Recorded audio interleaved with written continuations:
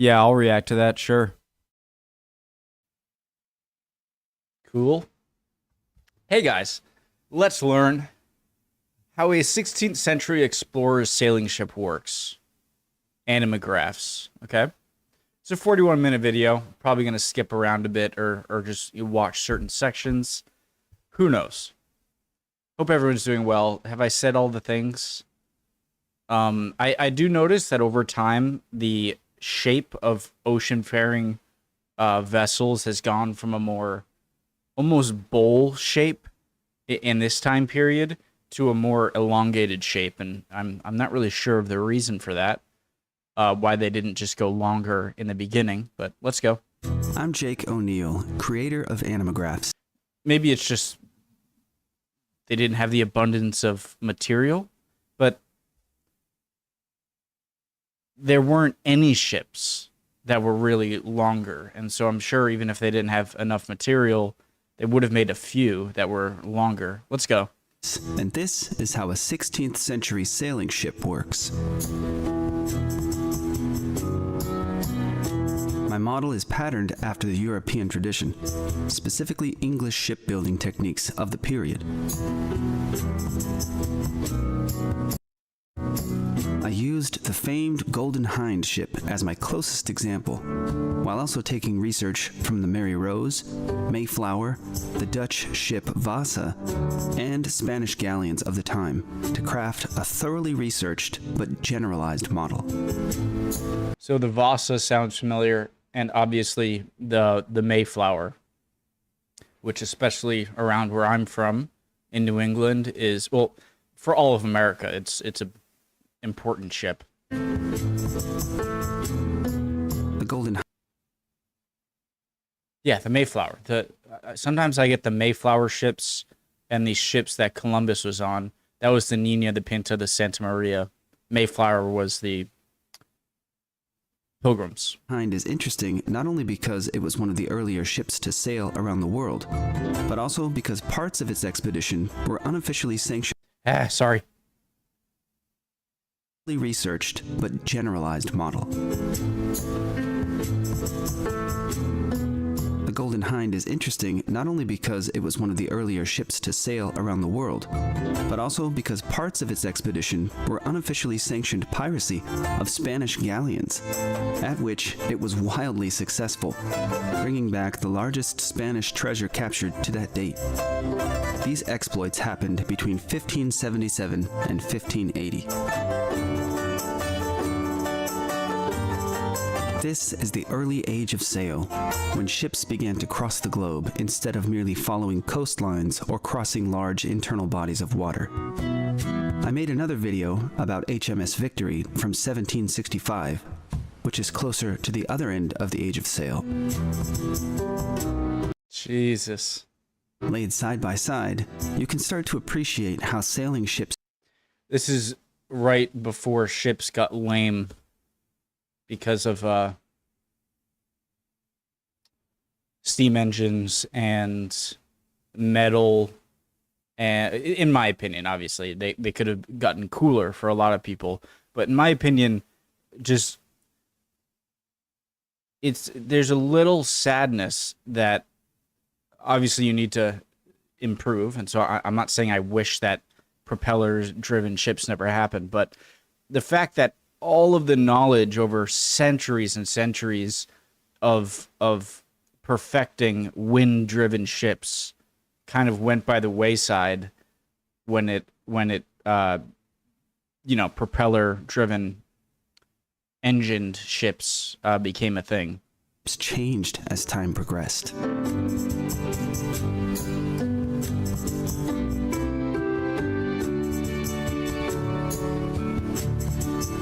To give you a basic idea of her size, I've placed a modern light pickup truck on deck. Nice, brother. Average English males were 5 foot 6 inches tall in this time period, so I've sized our human model to suit.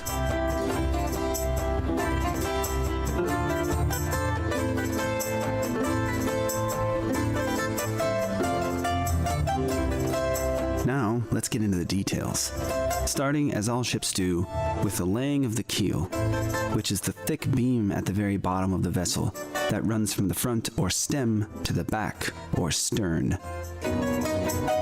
Much of the structure is made of oak and some elm wood. To form long beams, shorter length timbers can be joined together, which we'll see in a moment. Crosspieces called floors are fastened in place across the keel and sandwiched on top by another beam called the keelson. The stem post at the front. I sort of wish he would have gone right into how they would join the pieces of wood together, but he said he'll go into that later, but now I can't stop thinking about that. Okay, forget that. We'll get into it later. And sandwiched on top by another beam called the keelson. Okay. The stem post at the front and the stern post at the back are attached to the structure.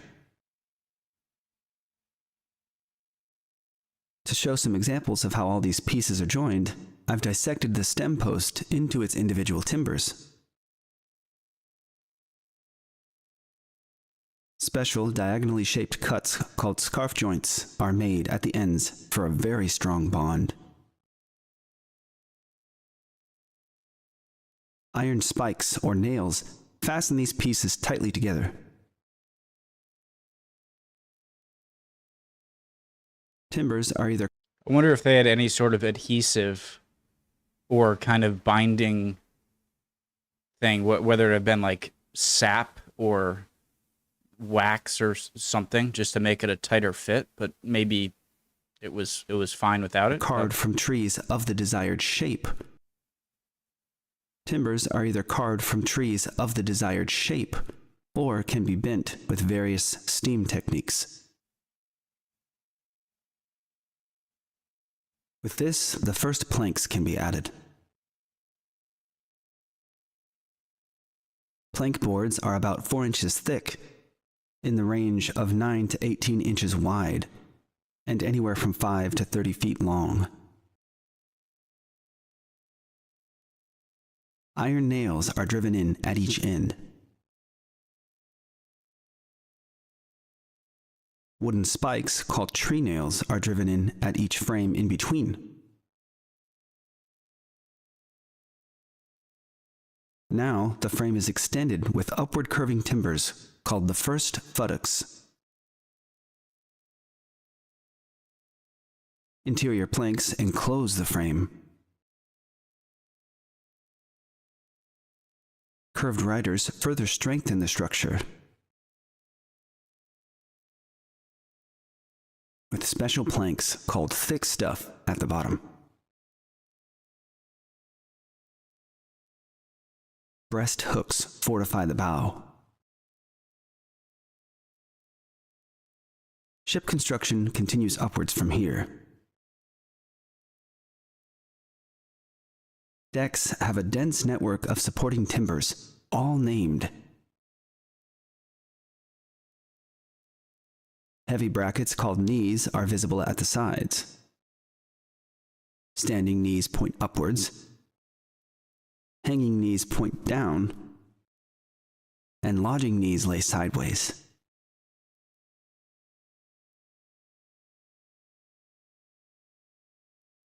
Masts are supported at each deck and attach at the bottom through large blocks called mast steps.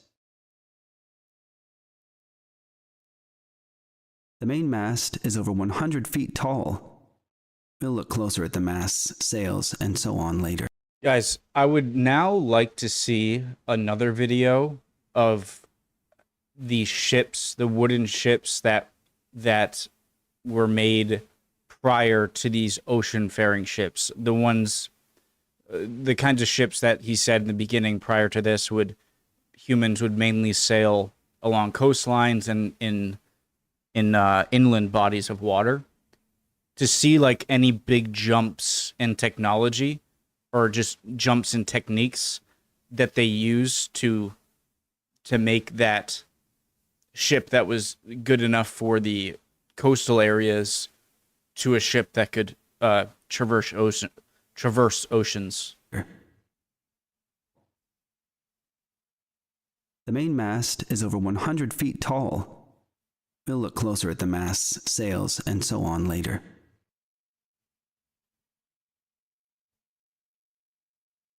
Exterior planks are also built up with the frame, and similar methods are used to attach them to the structure. Gaps are sealed or caulked by jamming frayed bits of old rope in between the planks, then covering it with hot melted pitch or tar made from tree sap to keep it from rotting. The watertight exterior of the ship is called the hull.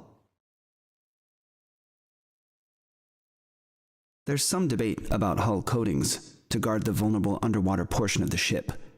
Paintings do exist from this era showing white coating, called white stuff, which is made from whale or fish oil, pine pitch, and sulfur.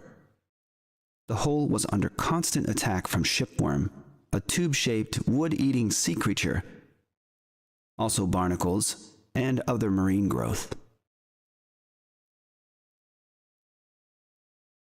The general cross-section of the I wonder if the whale and fish oil also helped, and outer coating also helped with its ability, like its hydrodynamics, like its ability to move through the water, and not just to seal it and protect it. Called a tumble-home hull, where the general cross-section of these ships is called a tumble-home hull, where the shape curves inwards and gets narrower as it goes up.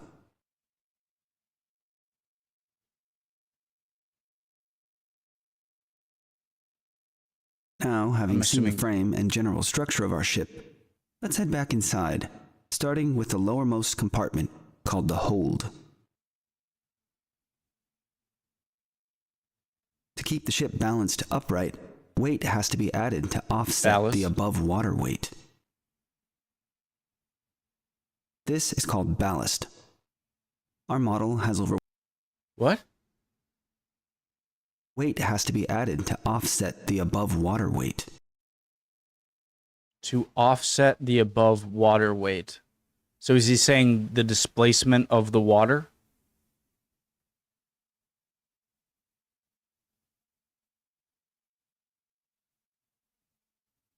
Is that a buoyant? Is he talking about buoyancy?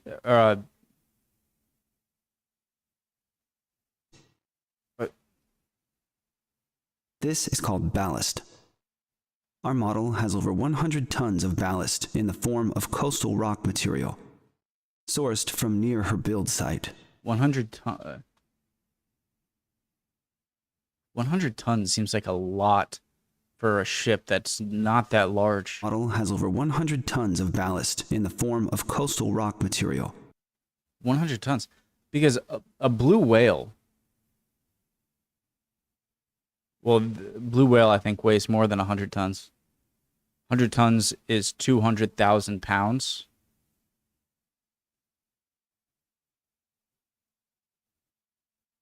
Okay.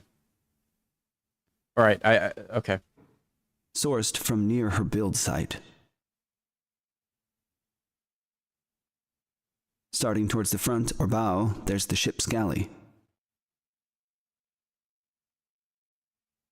Later ships put their cooking ovens higher up for easier heat dissipation and smoke venting. Some ships of this era show the oven in the forecastle.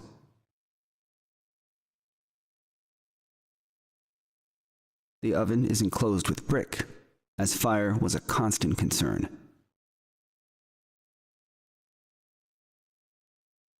A large copper cauldron covers the top. In rough seas, there was no cooked food, and sailors had to make do with dry food like bread or biscuits. Smoke flows into the wooden hood above for smoking meats. Apart from cooking, the hold is the main storage area for the ship. I did not know that voice crack. I did not know that ships this early on would have had actual fires in it, like stoves. I thought they would have just relied on, you know, pre smoked meats or salted meats and dry food. Food supplies include bread, biscuit, salt beef, cheese, butter, and beer.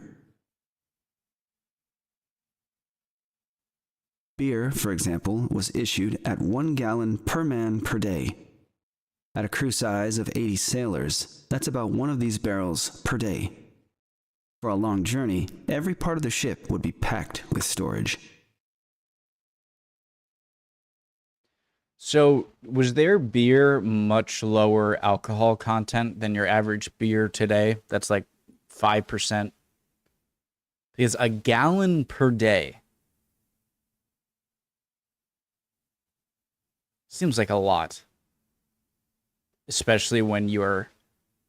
That seems like a lot to have per day when you're in the best of living conditions, let alone at sea. So I would assume it was a much lighter beer than a lot of stuff today, right?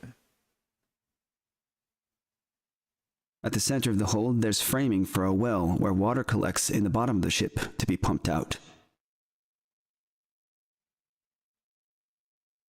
This so-called bilge water was often smelly, rotten stuff, but sailors were said to distrust sweet-smelling bilge water because that might indicate a leaking hull. Interesting. Okay.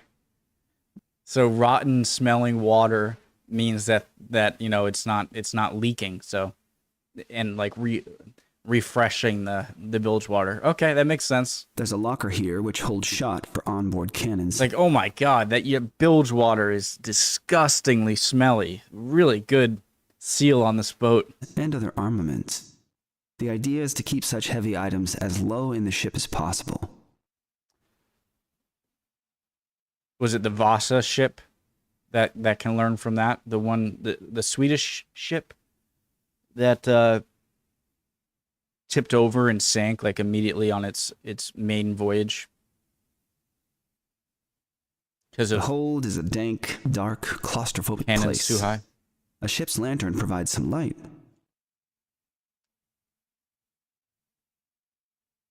Lanterns hold tallow candles, which is a kind of cooked down animal fat. Translucent material at the sides is made from thin pounded animal horn, or parchment.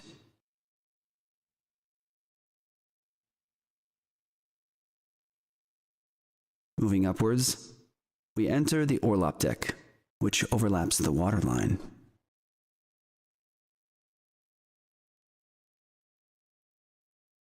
Here at the back of the boat, we see special bread rooms at the sides. Bread is stored away from the hold in these dry rooms. Prevent mold. Bread rooms further protect and insulate the central powder room, where gunpowder for onboard armaments is kept.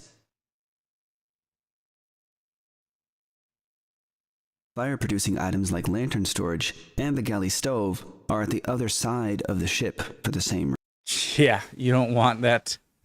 Yeah. reason. Moving to the front of the Orlop Deck, we see the anchor cables laid in coils for proper drying. Some extra sail. There's storage here for sails and many other items needed to keep the ship running, like spare wood, carpentry tools, rope, and more.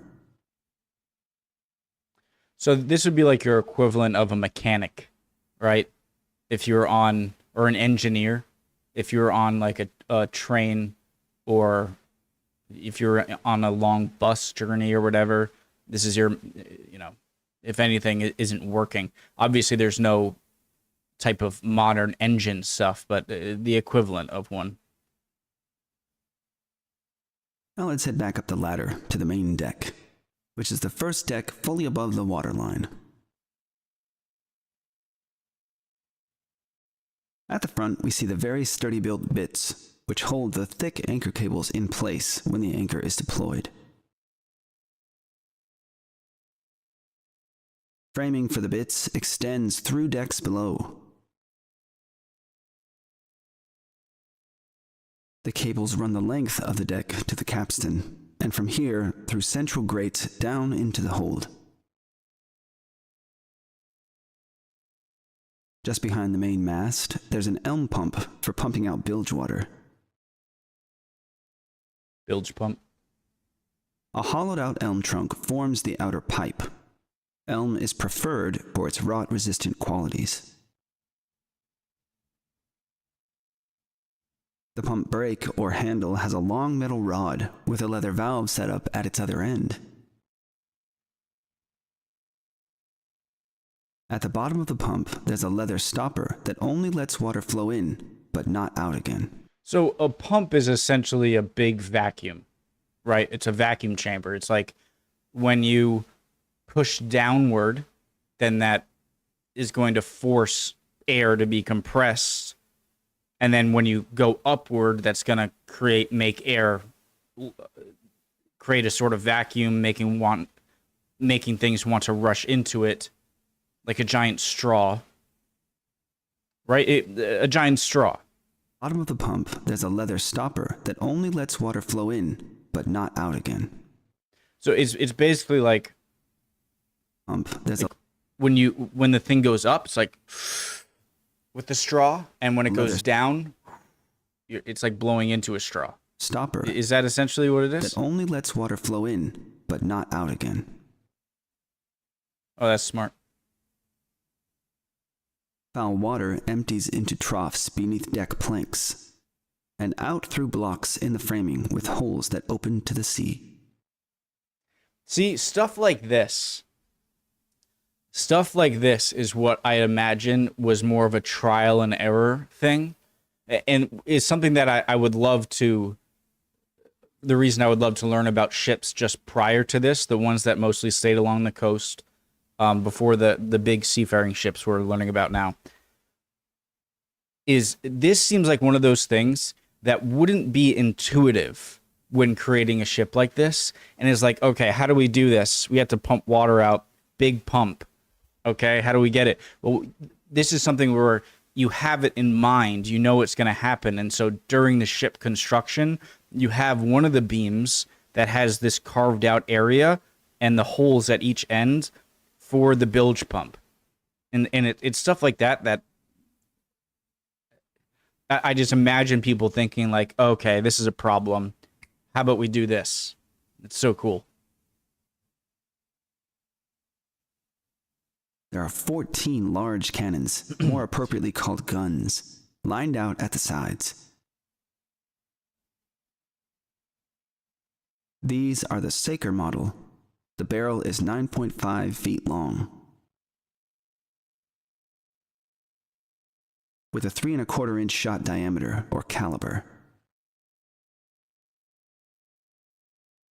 They weigh nearly 2,000 pounds each. The Saker can fire a 5¼ pound shot. How many are there? 1, 2, 3, 4, 5, 6, 7, so 14 at 2,000 each. It's like 28,000 pounds. I mean, offset by the 200,000 pounds of ballast. So I would assume the more guns you want and the higher up the deck they're going to be, you would have to adjust the amount of ballast you put in the ship. These are the Saker model. The barrel is 9.5 feet long. With a 3¼ inch shot diameter or caliber. They weigh nearly 2,000 pounds each. The Saker can fire a 5¼ pound shot, approximately 2,400 yards, or nearly 1.4 miles, using 4 pounds of black powder. The smaller ropes or lines are for positioning, and hauling the gun in to reload and back out for firing. How are you gonna reload this one with the staircase right here? Kind of pull it back just enough to where you can slide it this way and then finish pulling it back? The much thicker line around the barrel is the breech line, to absorb the cannon's incredible recoil. There's a wooden wedge for vertical angle control. Oh, cool. At the stern or back, there are two smaller Falcon model guns. These are 4 feet long, with a 2-inch caliber, and weigh between 2 to 400 pounds. They can fire a 1-pound shot around 1,667 yards, or nearly a mile. So would these be for returning fire as you're trying to escape? That's the only reason I could see for these. And for the same reason, if you're pursuing, I would want some guns at the bow. A half a pound of gunpowder. Much less gunpowder. From here, we follow the stairs, called a ladder or companionway, up to the weather deck, which is exposed to the open air at the waist of the ship.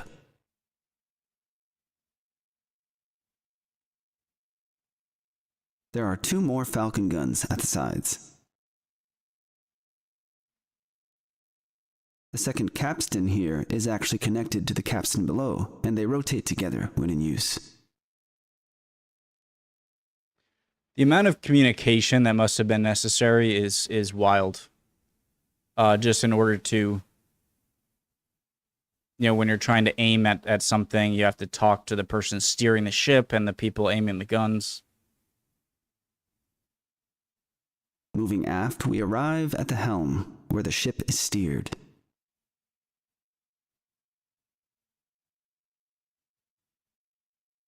Instead of the classic ship's wheel you might expect, which came into use more than a century later, this is the whipstaff.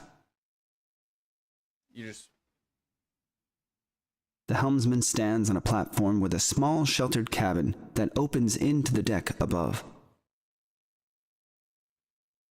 allowing views of the sails and rigging and the outside. A cabinet called the binnacle is secured in front,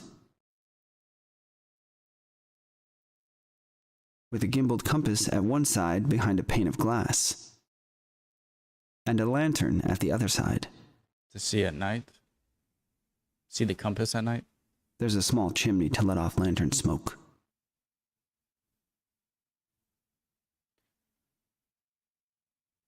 The whipstaff itself is a long pole that extends through a wooden bearing in the deck, which allows the pole to rotate.